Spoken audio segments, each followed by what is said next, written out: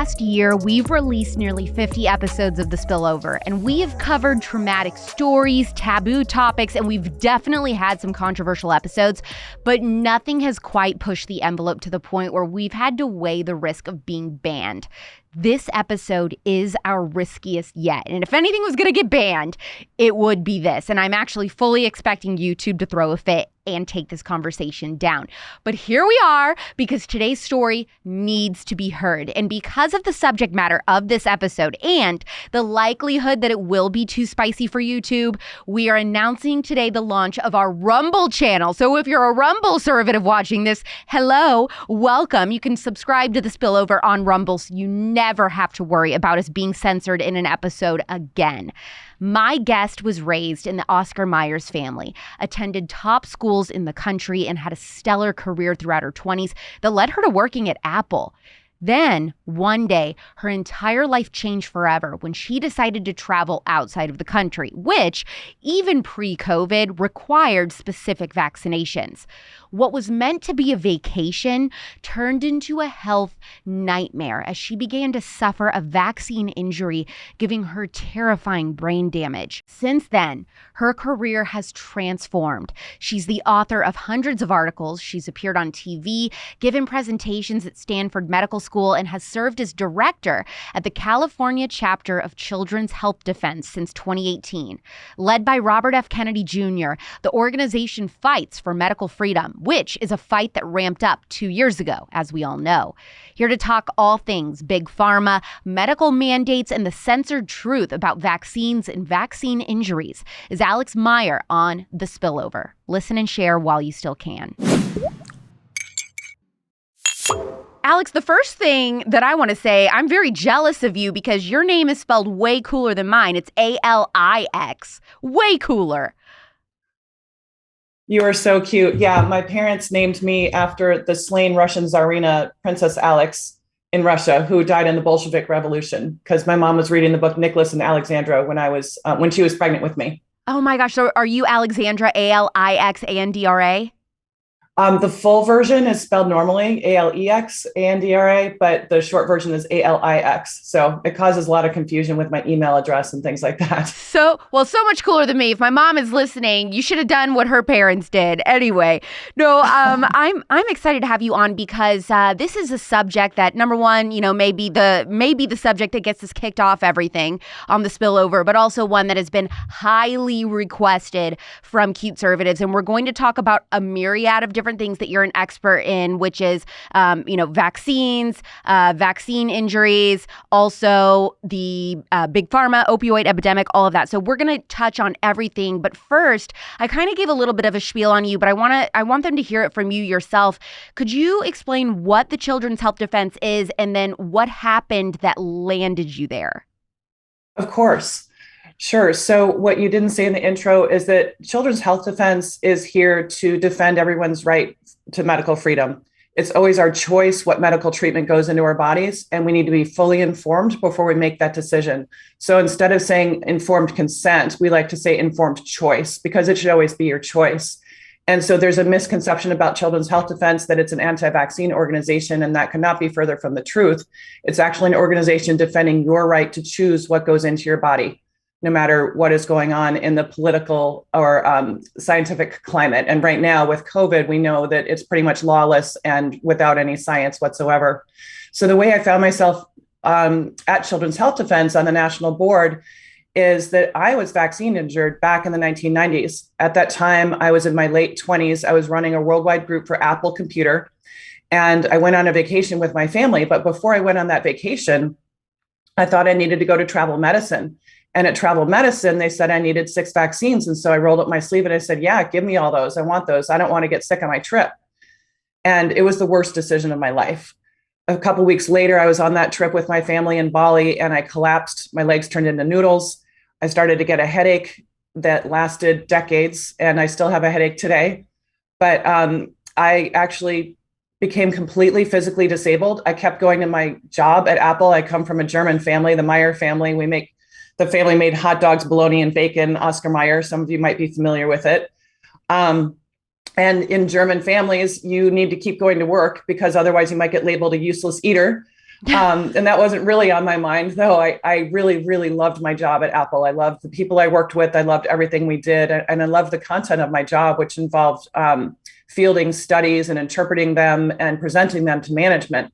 So I absolutely loved it. But I kept going in, and month after month, I got worse and worse. I started sleeping 16 hours a day. Oh my And gosh. then at about month 6 or 7, I became brain damaged.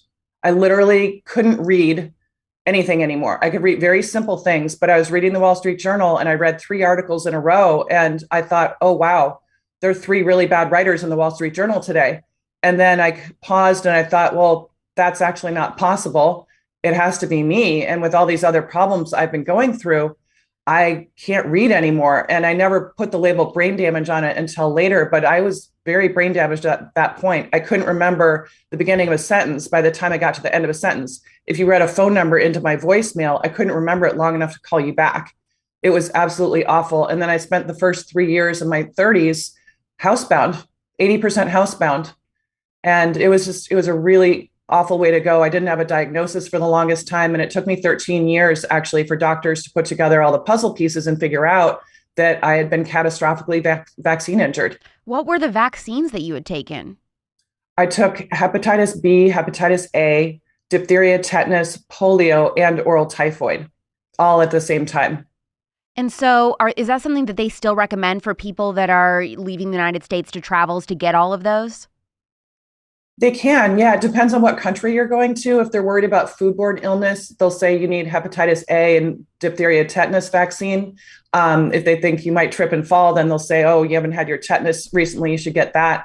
And so a lot of them are very typical, unfortunately. And a lot of people get sick when they travel and they come back, Alex. This is really interesting. A lot of people think that they catch some sort of parasite when they're traveling to a foreign country and they come back and they never look at the vaccines they took before that trip. Wow, And yeah. I've coached so many people on that. I said, well, you think that you got a parasite that never went away. Why do people in that country not have lifelong parasites? Why are they so productive still?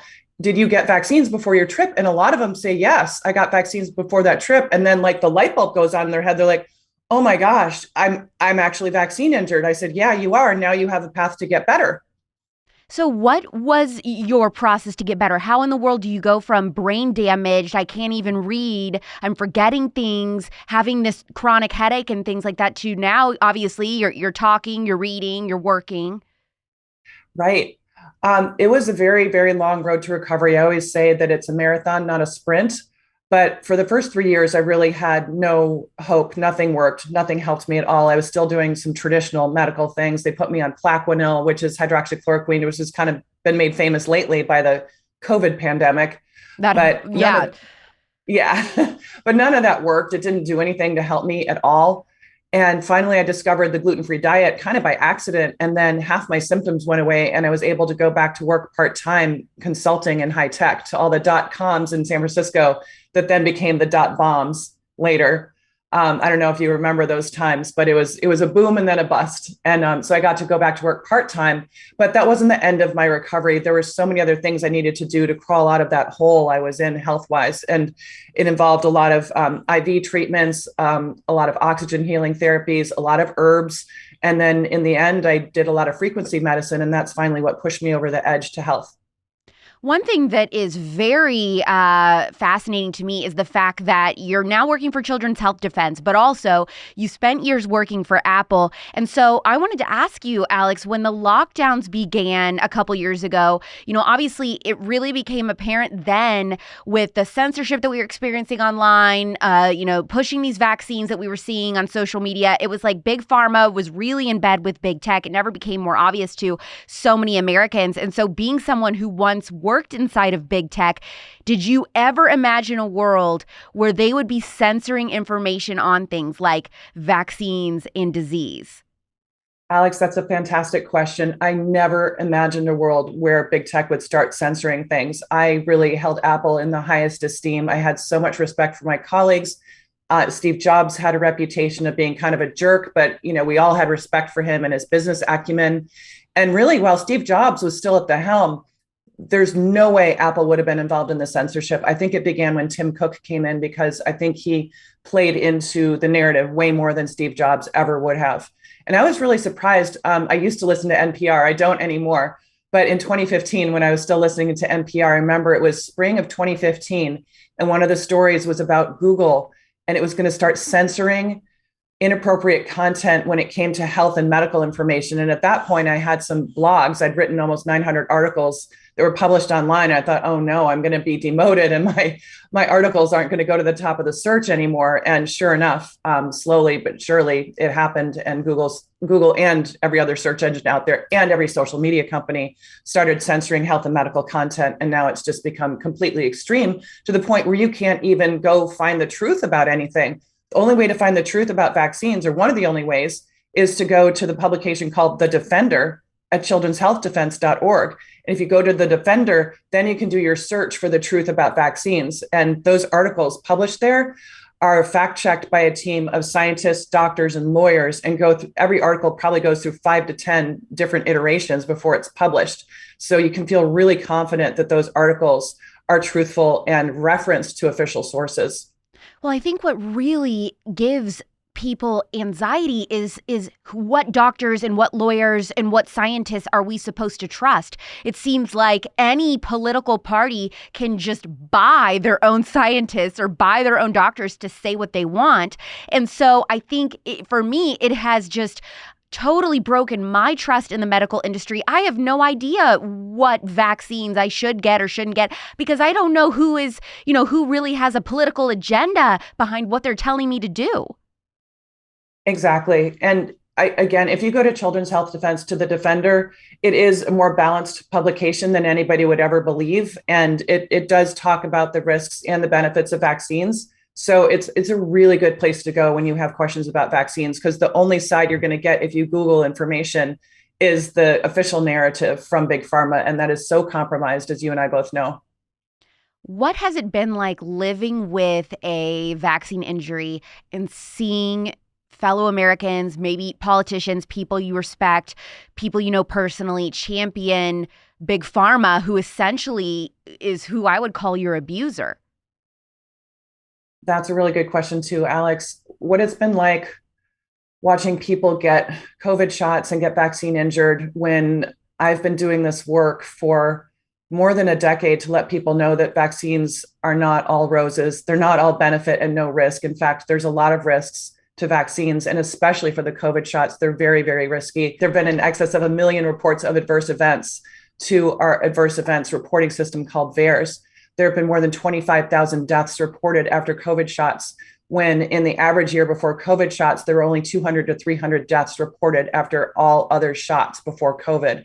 So these shots are not benign. And it's very hard to be sitting here as a vaccine injured person, letting people know that you need to look at the risks before you take this COVID shot. And this is what happened to me. And here's the data on these new COVID shots, and you really need to look into it. And people just blow you off and they go get it because they want to travel or they don't want to lose their job. And unfortunately, I see so many people getting injured. I had a friend who just had to have surgery to have tumors removed from her uterus, which began right after her 2 COVID shots. I've had so many people go down. I've had other people I know who've died. I've had people who now have permanent joint pain, people with neurological issues. It's awful.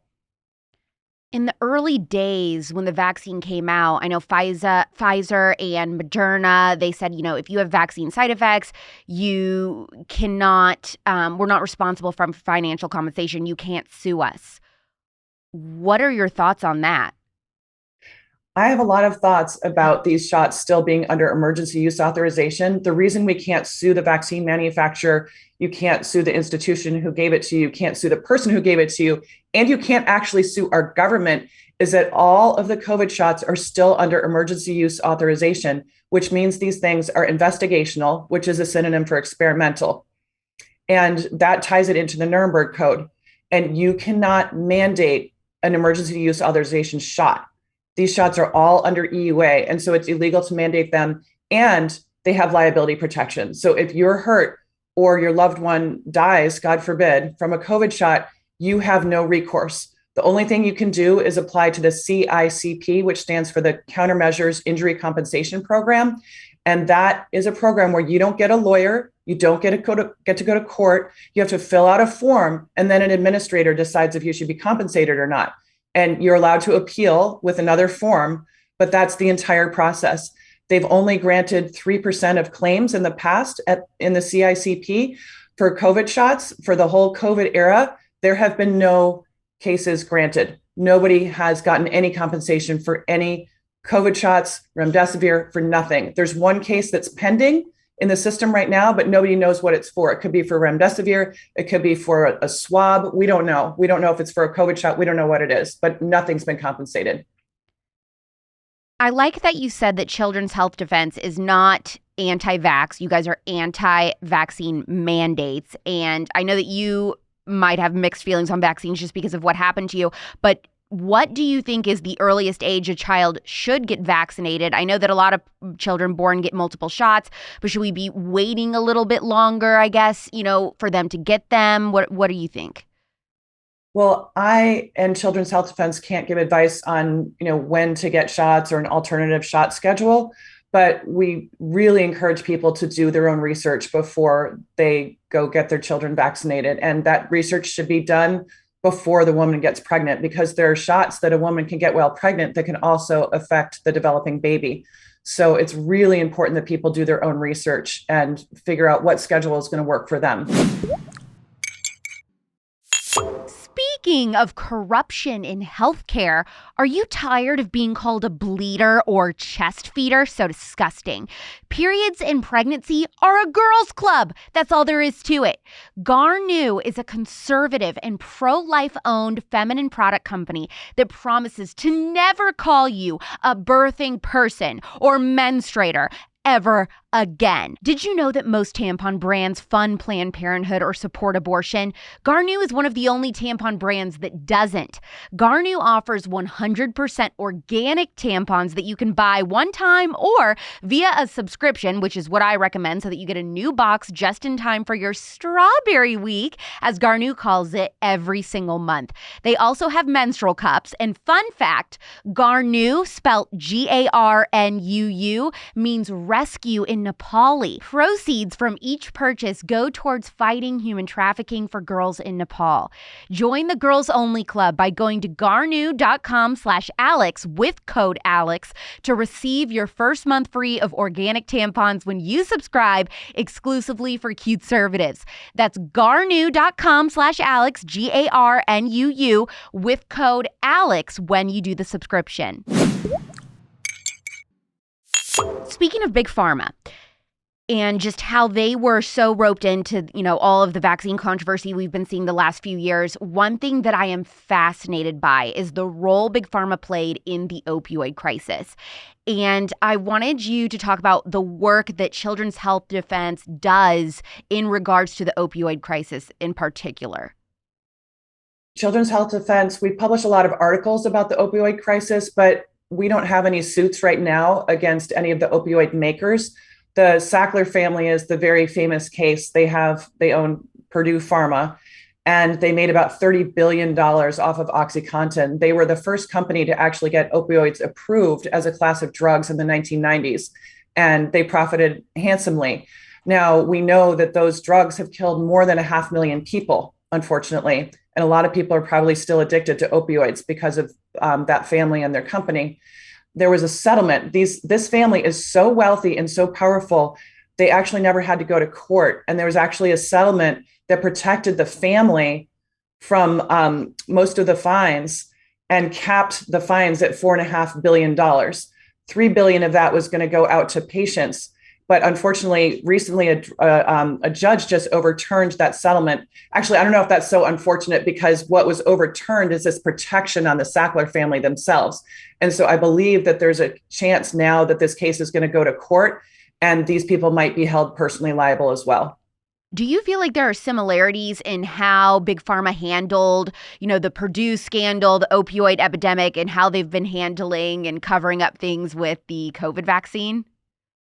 Absolutely, Alex. It's really interesting. They seem to play the same game over and over again. Internally, they do know about the harm and deaths that their drugs and vaccines will cause. And it becomes just a balance sheet item where they say, well, we know we're going to kill or injure this many people, but we're going to make so much more money continuing to sell the drug or vaccine that we're just going to keep doing it until we get caught. And that's what the Sackler family did. They knew what was going on.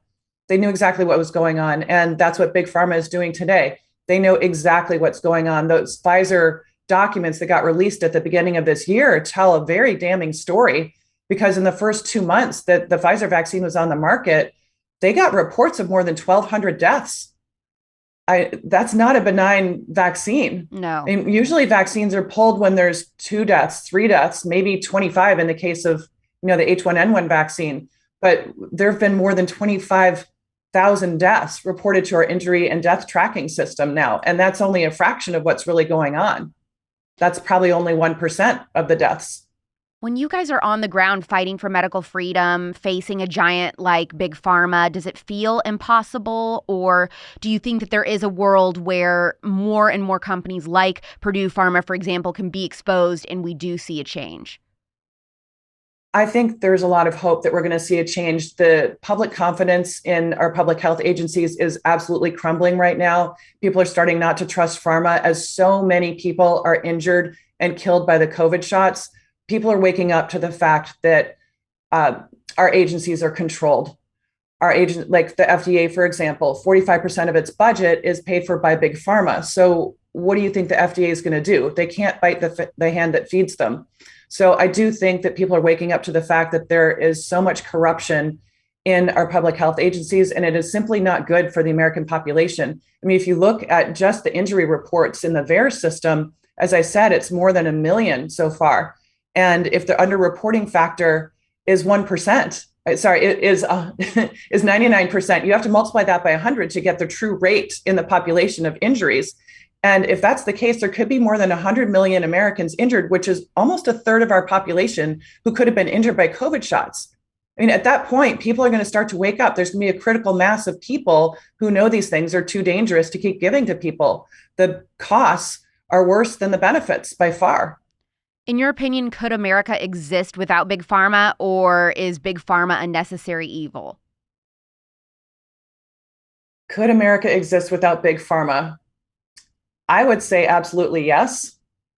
I really think that. I think a lot of people are waking up to natural medicine and everything that herbal medicine can do. And there's robust science behind a lot of treatments that, just were considered witch doctor medicine even 50 years ago. So I personally don't consume pharma medicine, but I know a lot of people do and they rely on it. I think the world could shift to a lot more natural medicine. You know what is really weird to me is that when you look back the last couple years during the pandemic, right before the pandemic, it was the very cool, like celebrity, liberal, I don't know, hippie, indie thing to kind of be, be vaccine questioning, I should say. And then all of a sudden during the pandemic, it was, you are a terrible person. You're dirty. Don't let people around you. Don't talk to these people. Cut them out of your life if they have questions about a vaccine that, the government is pushing on you. I don't understand how we had that switch or why, when the mainstream media and Hollywood was so into people who did question vaccines right before. Exactly. Yeah, I think there are 2 reasons for that pressure. One is just kind of the social pressure. They couldn't mandate these things legally at first. And so there had to be the social pressure as a substitute for mandating these products. And so getting people to shame other people into getting the shots was the name of the game. Now it's really interesting because they took this so far. And when the shots did hit the market, they needed people to really want a vaccine passport. And this whole idea of social pressure and shaming people into getting vaccines and telling them they couldn't go to a restaurant or they couldn't go to see their favorite band without a vaccine passport, that became the name of the game. And that vaccine passport is way more important than just a vaccine passport. What they want to do with that is turn that into a digital ID. And I think you're probably aware of that. Could you talk about the digital ID that the vaccine passport would eventually turn into? Sure. So I remember in 2018, I was going to a concert with my friend and I turned to her, and there had been a new law that had been passed in California based on a bill called SB 276. And that established a vaccine database for children who did not have vaccines. And I turned to her and I said, hey, you know what I think is going to happen with that database? I bet they're going to add every childhood vaccine to that database after they pilot it with just the exceptions. They're going to pilot it with the children who are not getting the vaccines right now. Then they're going to add every child vaccine to this database. Then they're going to put adults on it. And lo and behold, a few years later, COVID hits, and all of a sudden we need a vaccine database for the adult population. And that database is interesting because there's a bill pending in the California legislature right now that would link our vaccination database with the real ID. And so it's becoming not just a vaccine passport, but this whole idea of a digital ID. And a digital ID is a way to control the entire population. It's going to be linked to social credit scores. So, for example, if you don't get the sixth booster of your COVID shot, maybe you can't go to the grocery store. Or if you don't, pay your mortgage on time, your credit score is going to turn into actually a social credit score. And maybe they'll limit the distance you can drive your car. If you drive an electric car remotely, they can say like you can only go in a 1 mile radius from your house until your social credit score goes up. So this is a way to control the entire population. And the reason they've pitted everybody against each other for vaccine status is that they want everybody to want this vaccine passport, which will eventually turn into the digital ID. That is something that is so scary to me. And when you try to explain that to somebody, it's hard because a lot of times people look at you like you're crazy and just a total conspiracy theorist. But it's like everything that we have been saying, we said all that kind of stuff at the very beginning of the pandemic, and it's all coming true. All of this has come true. How do you deal with that when people say like you're like a loon? Well, the only difference between a conspiracy theory and conspiracy fact is a whistleblower who can testify in court. And I think that day is going to come very soon, Alex. I agree with you, Alex. Okay, so what are some tips that you can equip people with that want to use for their own personal and professional lives so that they can have more medical freedom? That's a great question. So to get more medical freedom in your life, I would first of all look into some alternative insurances. And this is me speaking for me. I'm not speaking for Children's Health Defense here. I would look into insurance, like there's one called New Health, KNEW Health. There's one called Liberty Health Share, and that can get you off of the big commercial insurance plans. If you feel like that's a good decision for your family after you weigh the benefits against the risks of being insured in that way, that's a really good thing to do. Another one would be just to start looking at medicine as a last resort. Pharmaceutical medicine should always be a last resort. I would start seeing a naturopath, go to a chiropractor, go to an acupuncturist, start consuming the kind of medicine that actually gives health to you instead of the medicine that takes away your health. And those are the two things I would do. I think that would make a really big difference. I mean, schools treat these mandates like they're the law of the land. So when a school tells a parent or students that a student must be, vaccinated to attend because a mandate says so, is that illegal? That is 100% illegal right now. This is actually a subject matter expertise for me. What they've done with the COVID shots is they've created a category that doesn't exist. They've used emergency law and they've created something called a supra emergency. And that's my term.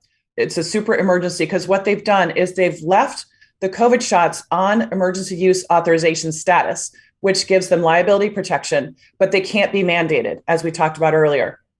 Then they gave these shots quasi-approval with a biologic license approval document. But if you read that whole document and you get to one of the last few paragraphs, it actually says for Comirnaty and Spikevax, which are the brand name versions of the Pfizer and Moderna shots, it actually says this product is, quote, ready to be approved for individuals 16 and older.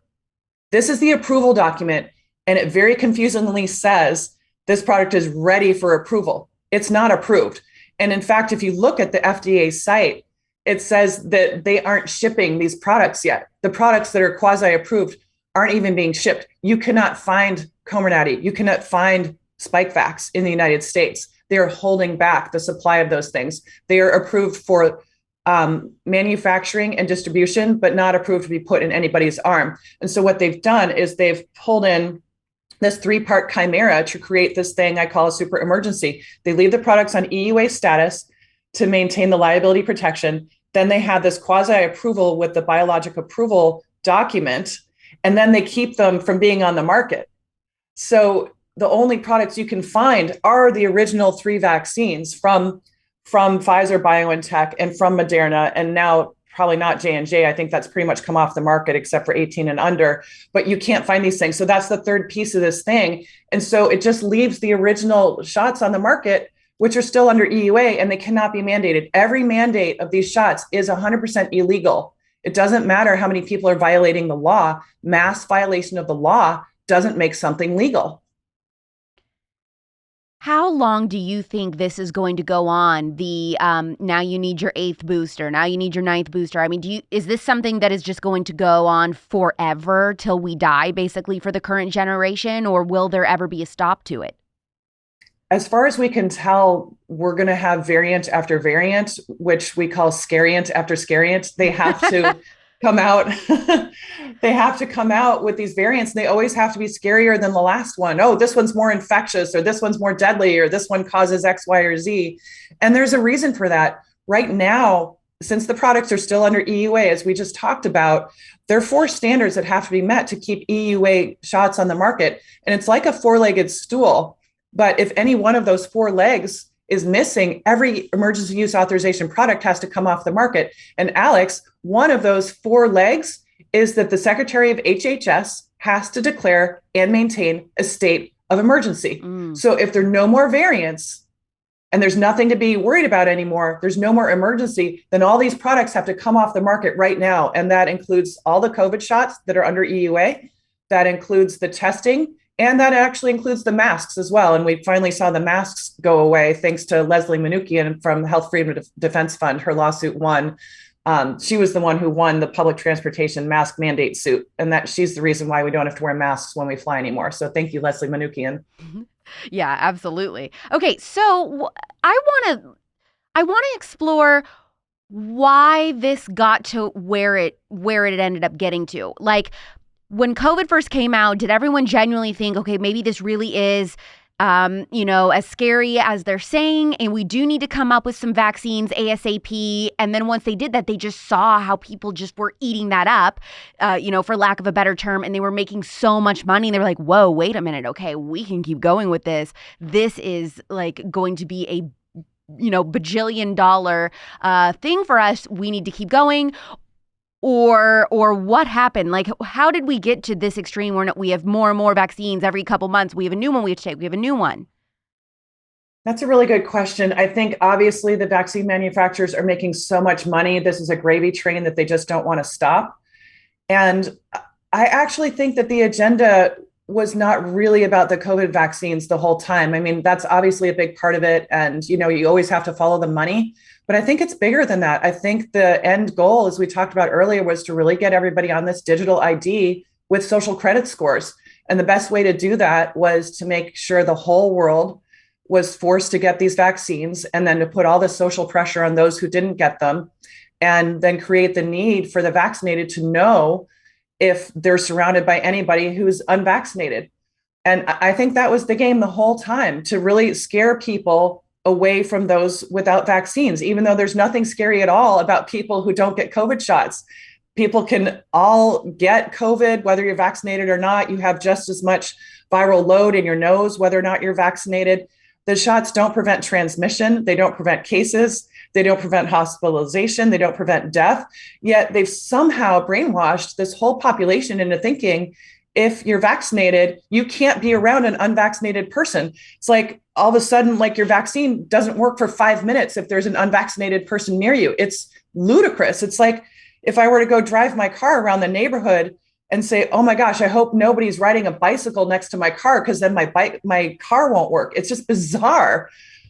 So they've created this whole thing to make people scared of the unvaccinated, to push these vaccine passports.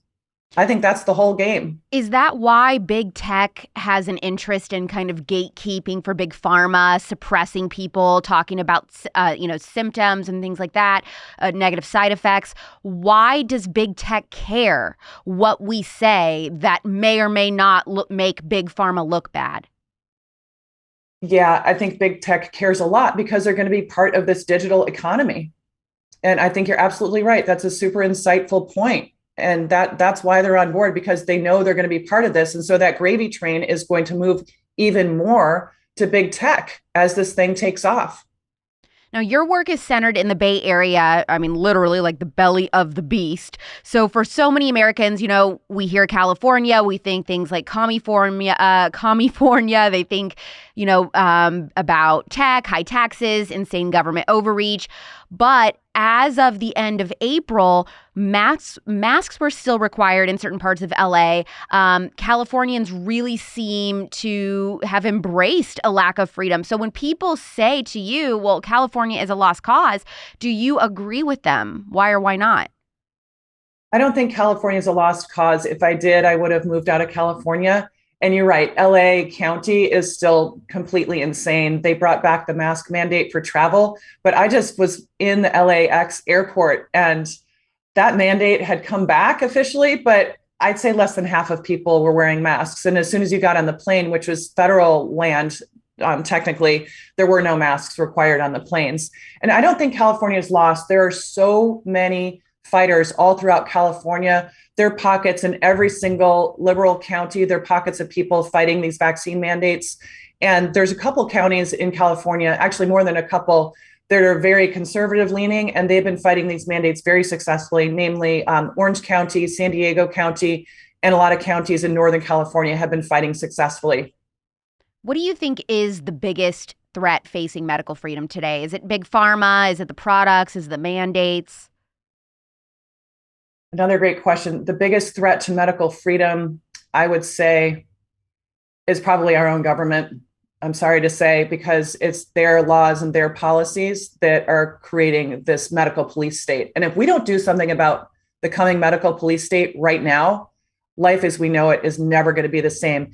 If they get what they want in California with, at least half a dozen bills still pending that altogether are going to create a medical police state, more and more states are going to go down, and we're going to be completely controlled by the government in terms of medical treatments we have to take and other things we have to do just to function in society. It starts here. It starts now. We have to squash what's happening in California. And secondarily, we also have to squash what's happening in New York.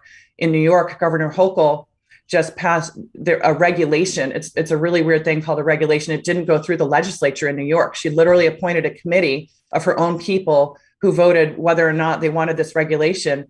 And it is about public health risks. Anyone in New York State right now can be deemed a public health risk and put into a hospital against their will, or even taken away to a quarantine camp. And there's no exit strategy. There's no way to know if somebody is no longer a public health risk. There's no get out of jail free card. What are we supposed to do about something like this? How long you can be in custody. But what can we do?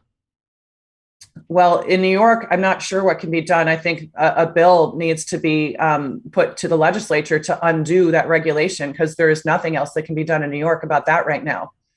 And then in California, I think we need to introduce some good bills. And we have to go to the ballot measure method also. There's a bunch of tricks they use in the California legislative process to get these bills pushed through. One of them is called gut and amend, where they take a bill, let's say it's a bill about transportation, and at the last minute, they pull all the transportation language out of it and they make it into a vaccine bill to take away more of our rights around vaccination. Right. And then they have a second trick when these bills have to go through committees, like there's a health committee, let's say, or a fiscal committee or an education committee. The committee head can stop a vote if the committee head doesn't think the vote is going to go in their direction. And so they'll stop a vote, they disband the committee, they replace the members who are going to vote against them, and then they get back together in 2 weeks and take a fresh vote with people that the committee head knows are going to vote the way they want. And both of those things have got to be changed. Those are such corrupt practices. It's ridiculous. But that's how they're pushing all this stuff through. And the population becomes a lot less powerful. And it's just bizarre, because you and I know our public servants are called public servants because they serve us. They're supposed to serve the population. Right. They work for us. We don't work for them. And they act like we don't matter anymore in California. Where can viewers find you, Alix, and your amazing work and the resources that you were talking about? Viewers can find Children's Health Defense at childrenshealthdefense.org. And if you go to that site, you can go to The Defender, which is our publication that's all fact-checked and linked to official sources. And if you're in California, you can go to ca.childrenshealthdefense.org and find a ton of California-specific information on that site. And I am on the board of Children's Health Defense, and I just have to say that the opinions I express here are my own and not necessarily those of Children's Health Defense. But yeah, you can get a lot of great information at Children's Health Defense. Alix Mayer, thank you so much for coming on The Spillover. Thank you so much, Alex. You've run a fantastic show. Really great questions. Thank you. Man, I spent weeks speaking behind the scenes to my team, trying to decide, look, should we really go through with releasing this interview? I mean, ultimately, obviously, I decided to do it. And even if we get penalized and it's only up for 30 minutes and 1,000 people hear it, maybe those people can tell others who can tell even more people. I also fell in love with the organization that Alix works for, Children's Health Defense. They tackle other issues besides Big Pharma, by the way. They expose big food, big energy, big tech, big climate, and more. I'm obsessed with learning about big food, by the way. That's something in a future episode I would love to cover. Maybe we'll have Alix back. Maybe we'll get somebody else. But I hope that doing this interview was ultimately worth it. Support The Spillover by making sure you're subscribed to the podcast and leave a 5-star review every single week. And of course, share with your friends and on your social media. The Spillover is back next Thursday at 9 p.m. Pacific, midnight Eastern on Apple Podcasts and Spotify with season 3. We are launching the new season with a highly requested celebrity guest. Watch every episode except maybe this one, not sure yet, to be determined, on the Politics YouTube. I'm Alex Clark, and this is The Spillover. Love you, mean it. Bye.